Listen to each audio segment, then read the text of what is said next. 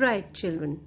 So, after studying about the Canadian Shield, we are going to move on to the next most important physical feature of North America.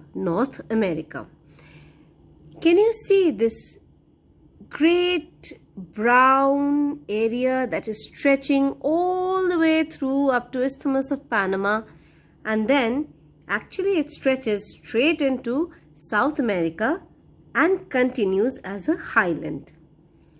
This is known as the Western Cordilleras.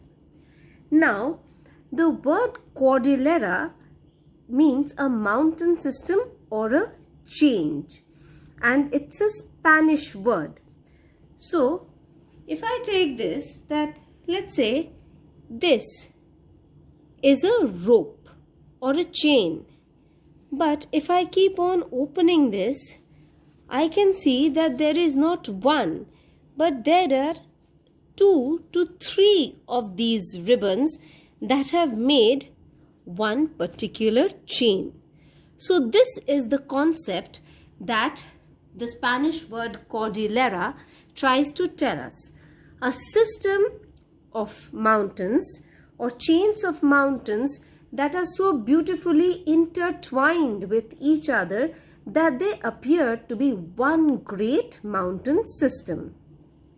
So now let us look at the map. I'm also reading from the book so that it is easier for you to follow what is written in the book and what I'm showing in the map.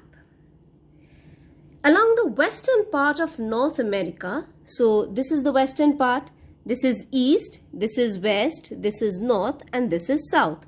So naturally this is along the western part of North America. Between Alaska in the north and Isthmus of Panama in the south stretches a series of young fold mountain ranges. So this area is Alaska, and it stretches from Alaska down to Canada, passing through United States of America, through Mexico, and down to Isthmus of Panama. This is known as the Western Cordilleras. So Cordilleras, which is a Spanish word, means a rope or a chain. Now you will see many of the mountains of this Spanish Cordillera or Cordillera as pronounced in Spanish. The name came because the Spanish explorers who had come here, they christened or gave the names to these mountains. And these mountains, they resemble twisted cords, just like as I showed you. The term is now used to refer to the parallel ranges. And where are the ranges? The first range is the Alaska range. So if the name is Alaska range, naturally I'm going to look for it in Alaska. This is my Alaska range. This is my first range. The coast range, then if it's my coast range, naturally I'm going to look for it near the coast. So my coast range is going to be here. This is my coast range along the coast. This is my coast range along the coast. So it stretches along the coast or the west coast of North America. So first being my Alaska range, then being my coast range. The Sierra Nevada, where is the Sierra Nevada? I can find it over here. This is my Sierra Madre.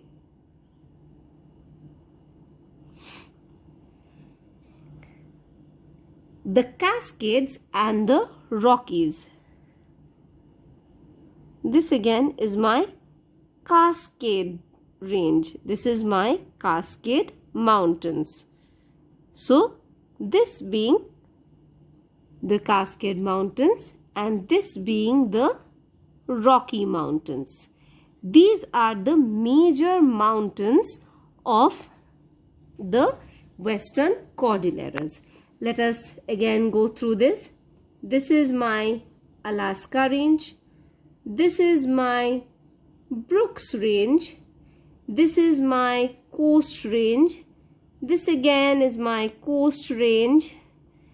This is my Sierra Nevada. This is my Cascade range. Got it? So these are the major ranges that are a part of the Western Cordilleras. Let us read further. These mountains, like the Himalayas of India or even the Andes of South America or the Alps of Europe, they are young fold mountains. In our assessment test also we had learnt about the young and old fold mountains. So they are young fold mountains and therefore they have very steep slopes, rugged slopes and high peaks. So if you wish, you can underline the names of the ranges that we just spoke about. Alaska range, Brooks range, Coast range, then Sierra Nevada just beside Coast range, and the Cascade range. You can also underline that they are young fold mountains. The Western Cordilleras, I'm going on reading from page number 85. The Western Cordilleras extend for about, please underline, 6,500 kilometers in North America and continue as the Andes in South America. So please underline for your convenience 6,500 kilometers in North America, and please underline continue as Andes in South America. There are many active and extinct volcanoes and hot springs within this system, and it is therefore also a region for earthquakes. And if you remember that the last time we had studied, I had talked about the Pacific Ring of Fire. All along the coast of Pacific, there are many volcanoes which are very active. And naturally, if there is a volcano, if there is a volcanic outburst, the entire area would be shaking and that would give rise to an earthquake. So all this region along the Pacific coast, which is a part of the Pacific Ring of Fire, do look up that video which I had shared. That includes the western coast of North America. It is also a part of the Pacific Ring of Fire. Please underline, forms a part of the Pacific Ring of Fire. The Western Mountain System or the Western Cordilleras consist of several parallel ranges with plateaus and basins in between them. So do you remember that what were these plateaus known as, which were between two mountains, inter two mountains, inter two mountains? They were known as intermontane plateaus. So naturally children, here we will have a lot of intermontane plateaus and basins because this area is so full of mountains. Naturally, all of them would not have come up to the same elevation. So the areas which are slightly of lesser elevation will be plateaus, and those which are of even lesser elevations may form basins.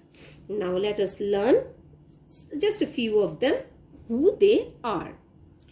In Alaska, there is Alaska Range and Brooks Range. Alaska Range and Brooks Range.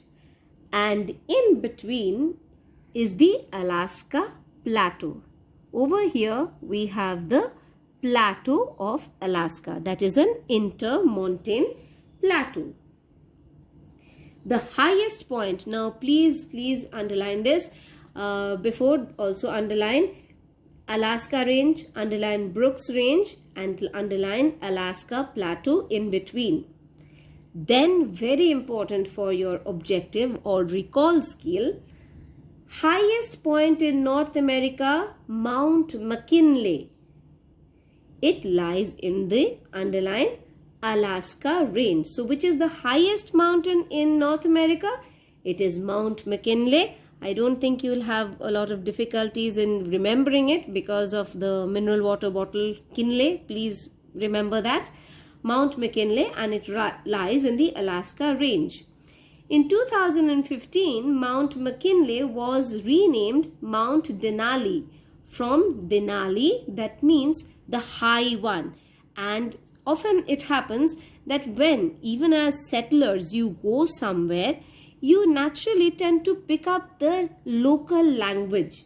So Denali is a local language meaning the high one or the great one. And what local language is that? It is the underlined Indian Koyukon language. You must have heard about the Red Indians of North America. So it is the Indian Koyukon language. The coast range, we have already marked them. The Cascades, the Sierra Nevada, the Sierra Madre lie along the Pacific coast. So here is the western Sierra Madre, here is the eastern Sierra Madre, and in between them we have another beautiful intermountain plateau in Mexico known as the Mexican Plateau. I hope you are following me. The Rockies are the easternmost range. So here we have the Coast Range. Beside that we have the Sierra Nevada. Beside that we have the Cascade Range. And then finally, before the Great Plains starts, the easternmost mountain of this entire system is the Rocky Mountains. There's a beautiful song about the Rocky Mountains High from John Denver, if you have ever heard that. And in between some of the plateau, apart from Mexican Plateau, we can see the Colorado Plateau, we can see the Columbia Plateau, and also, since basins were mentioned, here is the Great Basin.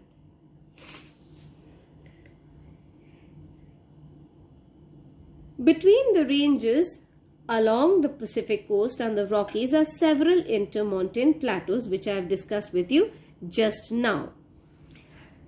Now, since there are mountains, sometimes the rivers which are a part of these mountains, they originate from this mountain and they keep on flowing through the mountains. They keep cutting valleys, very deep valleys. Some valleys with all very vertical sides which resemble deep V's are known as gorges. And some of them are even deeper. And they are not V-shaped, they are more or less I-shaped, and the sides of these valleys are like a sheer vertical drop. They are known as canyons. A gorge, now this portion in your page 85, it is important. Gorges and canyons, so please study it well. A gorge and a canyon are both deep. They are narrow valleys with a river running along their bottom.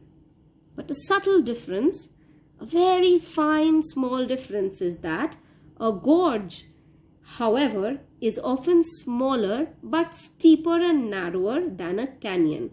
Please underline this point, it's very important as a difference between gorge and canyon.